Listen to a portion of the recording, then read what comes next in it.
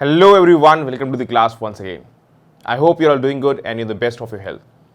So I believe that you have seen the first class of this exercise, that is mechanical properties of fluid, and you have practiced more questions based upon the same, that is the mechanical properties of fluids. I believe that you are thorough with all the concepts used in this chapter. So after completing the first exercise, let's go to complete the next 5 questions of this exercise, that is from question number 6. We have question number 6 as a small steel ball falls through a syrup at constant speed of 10 cm per second. If the steel ball is pulled upwards with a force equal to twice its effective weight, how fast will it move upwards? So now you see some important points in this case. We have a small steel ball that falls through a syrup at constant speed of 10 cm per second. That means it's a case of terminal speed. That means it's moving with a constant speed, there is no net acceleration within the steel ball. Next you see, if the steel ball is pulled upwards with a force equal to twice its effective weight. Now it is being pulled upward with a force equal to twice its effective weight. How fast will it move upwards? A 10 cm per second, B 20, C 5, D minus 5. Now how to comment on the final speed of the object that will be attained while it is moving upwards? See here, the case is of terminal speed, there is no net acceleration. You must be knowing that how to actually comment on the terminal speed. Any object moving through a fluid will attain a terminal speed at one point of time, and from Stokes' law, this is the case. Let's say this is the object which is moving with a constant speed v. The forces acting on this object is its weight w and the buoyant force Fb. Now you see that using these values we can say that the effective weight, because in question the term has come effective weight. Effective weight will be due to both this, its actual weight in air and its the buoyant force acting on it. So it will be W minus Fb. That is the effective weight. Now we all know that in the case, since it's moving with a constant velocity, a net force will be acting, the viscous force will be acting, that will be cancelling out the effective weight, and that will be acting in the upward direction. Since the body is moving in the downward direction, understand, the viscous force will be acting in the upward direction, and this will actually cancel out the effective weight. From Stokes' law we know that, I am just giving you elaborate method so that you can imagine and understand. From Stokes' law we know that 6 pi eta Rv is equal to W minus Fb, that will be equal to effective weight. Now you see here, you just see this equation. Now see this, if the steel ball is pulled upwards with a force equal to twice its effective weight, that means W minus Fb and then twice its effective weight, it is pulled upwards. Now what forces will be acting in the downward direction? Understand, when it is pulled upwards, the new case will be somewhat like this. You just see this formula and I believe that you would have taken note of this. Now you see, in the second case, when it is being pulled upwards with the force equal to twice its effective weight, let me show you all here what is happening. This is the case, we have an object, the steel ball, twice effective weight, that means force applied is twice of W minus Fb. The force acting on it is F is equal to twice of W minus Fb. Now viscous force, now you see, this is the external force that is applied and the force that is acting in the downward direction is W still, understand, and along the downward direction the viscous force will be also be acting. We already saw that this viscous force is also equal to viscous force is W minus Fb we have evaluated. Now again the effective weight acting along the downward direction will be still W minus Fb. So you see here the net force is still, although I have shown here W, the effective weight will be due to W and Fb, because Fb still it will be acting along the upward direction. This is the external force that you have applied. Hence, the resultant of W and Fb is W minus Fb acting downward still, and viscous force will be acting in the downward direction. This is equal to W minus FB, we have already evaluated. Hence, the body will be having no net force. Hence, the body will be having no net force. If no net force is acting on the body, that means the body will be moving with the same speed that we have seen. It will be equal to 10 centimeter per second. That is the terminal speed in this case, because rest of all things are same. So the body with what speed will move upwards? It's 10 centimeter per second. Quite logical question. Seems that it is theoretical question, but you have to apply, you have to think, you have to imagine, and then you have to reach on to the result. It's a very good question, although it seems to be simple, but let me tell you, I've explained you, it might seem to be simple, but it's a very good question. The answer is 10 centimeter per second. The rest all options are incorrect. I believe that you have got to understand how we have solved this question. So this is how you have to approach. You have to think logically, although no equations are employed, but your analysis of the question and solution and your understanding of Stokes' law will only make you to reach on to the answer. So now with Stokes' law understanding, I believe that you would have understood how to use it. Let's go to the next question, question number 7. The excess of pressure inside a soap bubble is twice the excess pressure inside a second soap bubble. So we have soap bubble and we are talking about excess pressure. The volume of the first bubble is n times the volume of the second, where n is A 0.125, B 0.250, C 1 and D 2. Now see here, we all know the formula for excess pressure inside a soap bubble. Excess pressure inside a soap bubble is given as 4S by R. This is what we know, because we have learned that inside a soap bubble it will be equal to 4S by R compared to the pressure outside. It will be X in excess, that is 4S by R, where S is surface tension and R is the radius. The excess of pressure inside a soap bubble is twice the excess pressure inside a second soap bubble. So let us say we have two soap bubbles, one of radius R1 and one of radius R2. I am just drawn relatively that R1 is smaller, but we all don't know whether R1 is larger or R1 is smaller. Now you see here, first of all, we should see that how to relate the excess pressure. It says that it's more, the excess pressure inside the second bubble, it's twice. In the first one, excess pressure is twice. So for the first, if I write P1 will be equal to 4S by R1 and P2 will be equal to 4S by R2, given that P1 is equal to twice of P2, implies that 4S by R1 is equal to twice of 4S by R2. From here, can you comment on the value of R1 and R2? You will get R2 equals to twice of R1. R2 is equal to twice of R1. This is what we got. Now you see here, the volume of the first bubble is n times the volume of the second. The volume of the first bubble is n times the volume of second. So we can write in this way. So n will be equal to V1 by V2, or we can write 4 by 3 pi R1 whole cube upon 4 by 3 pi R2 whole cube. From here clearly you can write n equals to R1 by R2 whole cube. N is equal to R1 by R2 whole cube, and R1 by R2 value is already clear to us.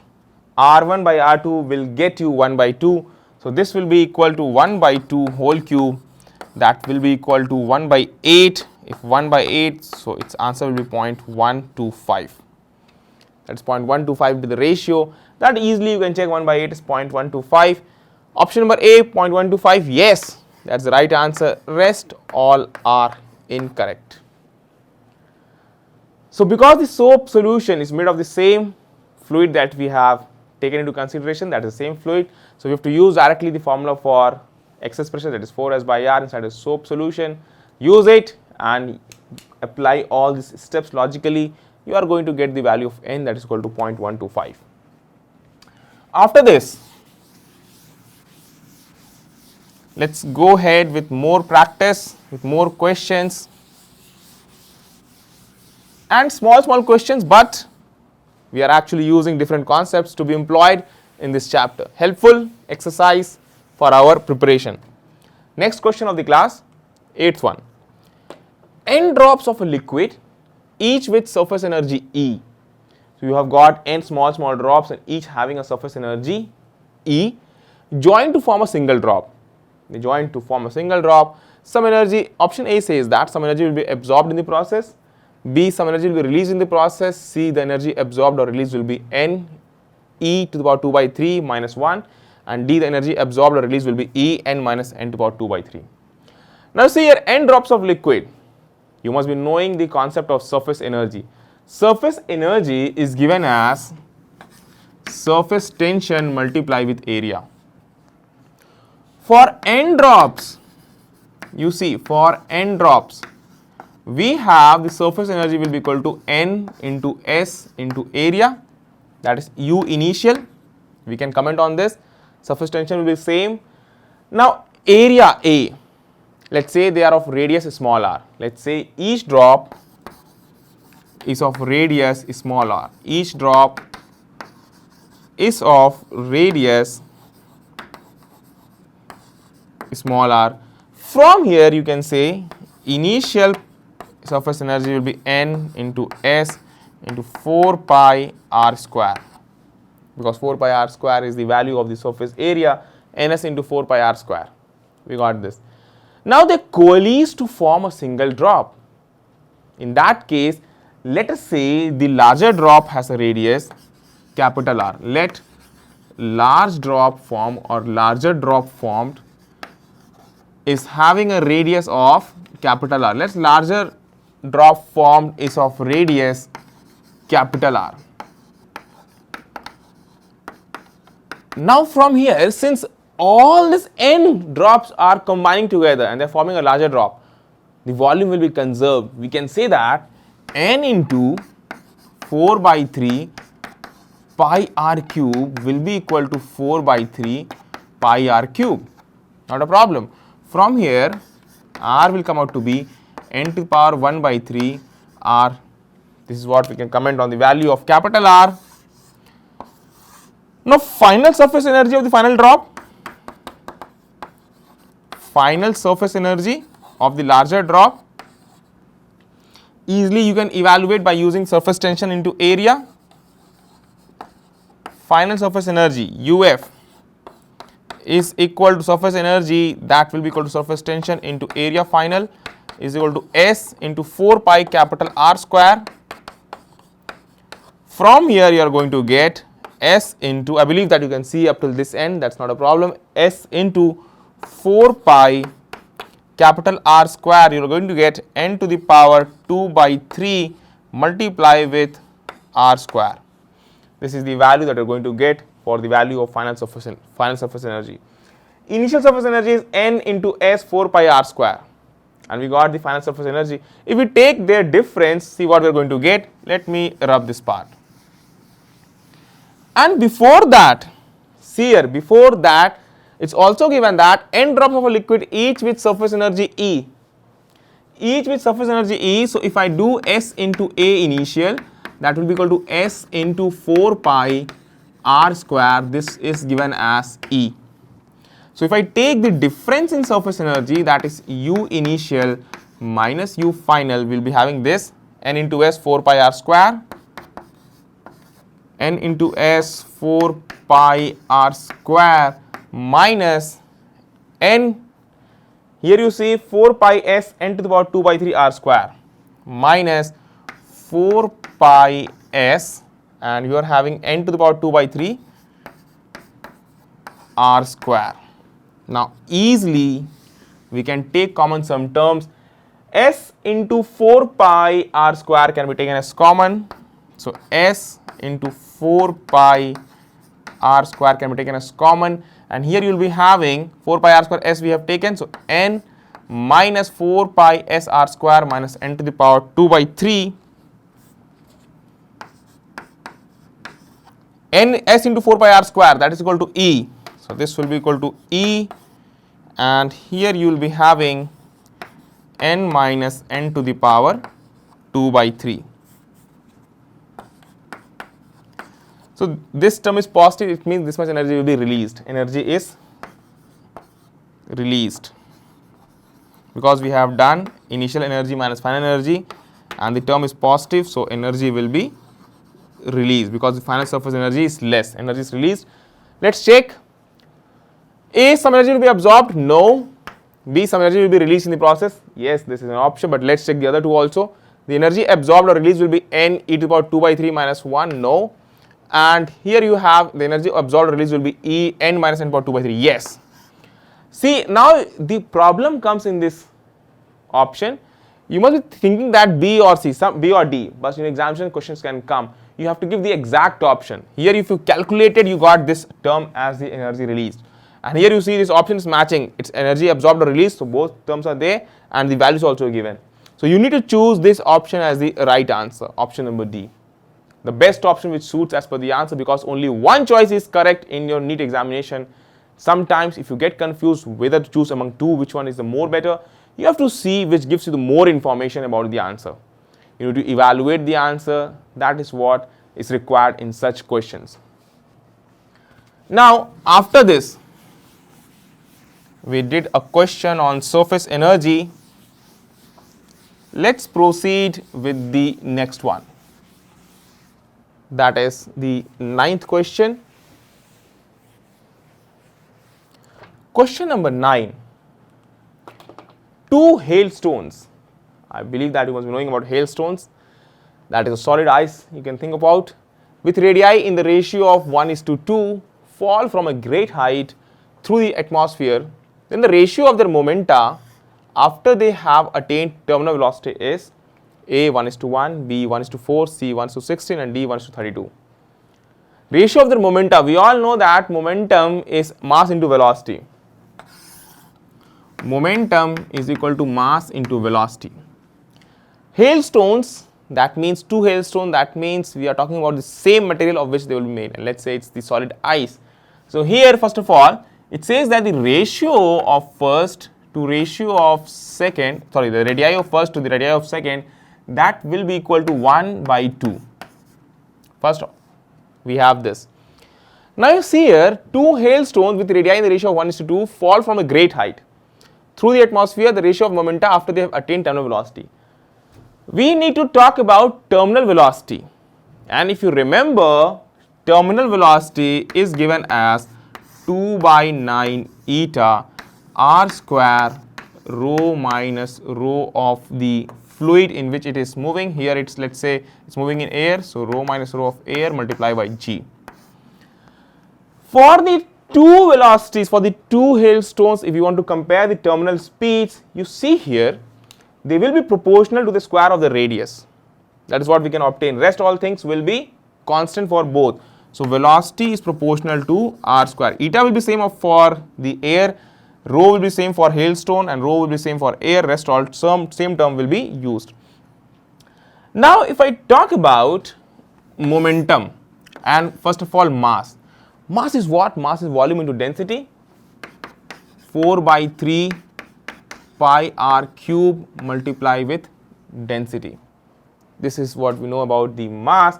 So now if I talk about the momenta, P1 will be equal to m1 into v1, and then we have P2 that will be equal to m2 into v2. The ratio of their momenta, when you talk about the ratio, let's see here. So P1 by P2 will come out to be m1 v1 upon m2 v2.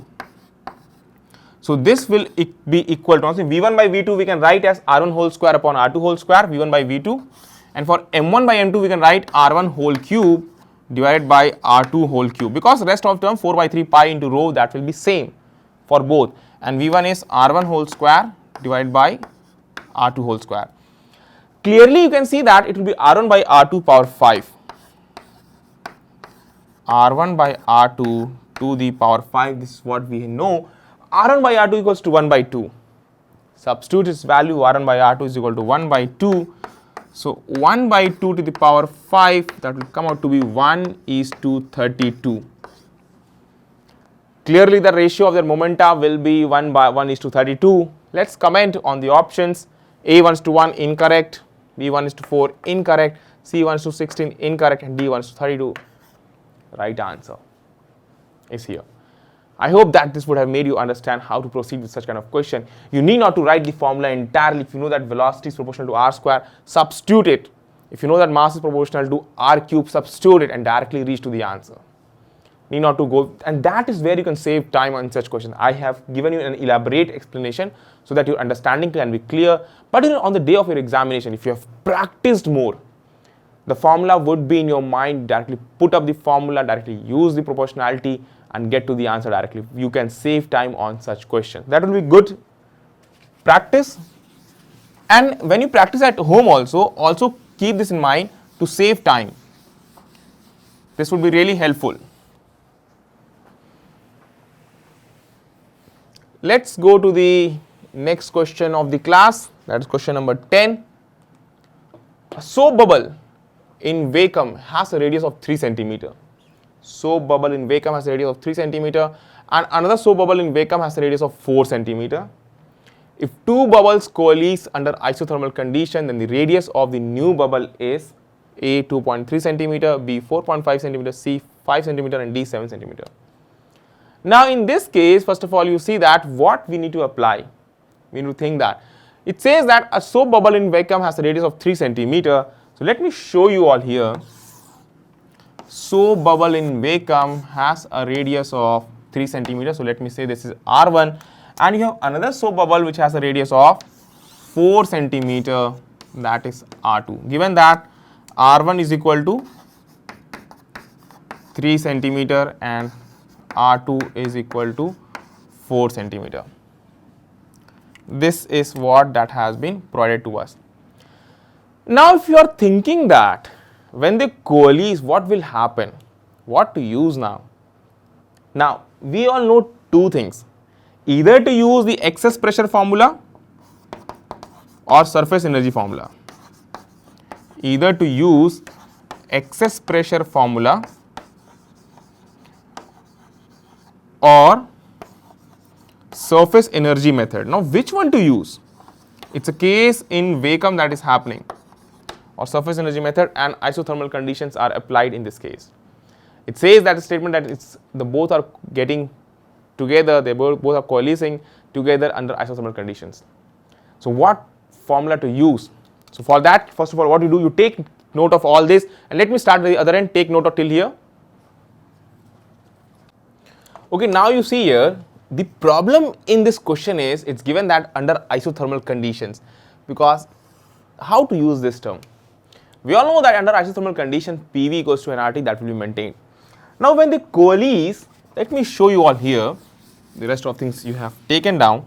When they coalesce, the air will remain constant, air volume will remain constant. We all can say that pressure into volume, this will be maintained, because PV equals to nRT, we know that PV equals to nRT, and here it will be equal to PV is equal to P1 V1 plus P2 V2. Why? Because why I am doing this? Because the moles of air will be in excess. When they combine, they will be adding up. So that's why we are doing this. N1 plus N2, here we will be getting nRT is equal to N1 plus N2 RT. Now from here, when I am adding moles, see what we are getting, pressure will be equal to 4S by R of the final radius R I am using for final bubble. Next, its volume will be 4 by 3 pi R cube is equal to pressure here 4S by R1 multiply by its volume 4 by 3 pi R1 whole cube plus 4S by R2 multiply with 4 by 3 pi R2 whole cube. This is what we can comment upon the pressure relation. Now you see here, some terms will be cancelled out. 4S can be cancelled out. 4 by 3 pi, 4 by 3 pi, 4 by 3 pi will be cancelled out. You will be having this R, 1 R will be cancelled out. This R1, 1 R will be cancelled out. This R2 and 1 R2 will be cancelled out. So you will be getting finally R square will be equal to R1 square plus R2 whole square. It's a very good question. You cannot apply the excess pressure formula here. You cannot apply the surface energy formula. You have to apply this formula. Something related to thermodynamics. Now R square is equal to R1 square plus R2 square. Let me use it. R1 is given as 3 and R2 is given as 4. This will be the case. 3 square plus 4 square is equal to 25. Therefore, R is equal to 5 centimeter. This is the answer. R is equal to 5 centimeter in this case when they coalesce. Let us comment on the answer. A 2.3 centimeter, no. B 4.5, no. D 5 centimeter, yes. Sorry, C 5 centimeter, yes. And D 7 centimeter, no. Very good question. It will entail us. Sometimes you have to apply concepts away from the chapter that we are doing, because in this the concept of bubbles, so you will be getting the idea that whether you use surface energy, whether you use excess pressure formula. Here we use the formula for excess pressure also, and finally we also use the concept of thermodynamics in this question. It's a very good question, but you should know how to do such kind of question. If you're thorough with each of the chapter, you can also solve questions when combined concepts from 2 or 3 chapters are used in one question. So I hope that this exercise will be of great help to you all in your preparation and in your practice. After this session also do practice more questions for your better understanding of the chapter. So I have the first 10 questions for your practice. I wish you all the very best and excel in your examination. Thank you everyone.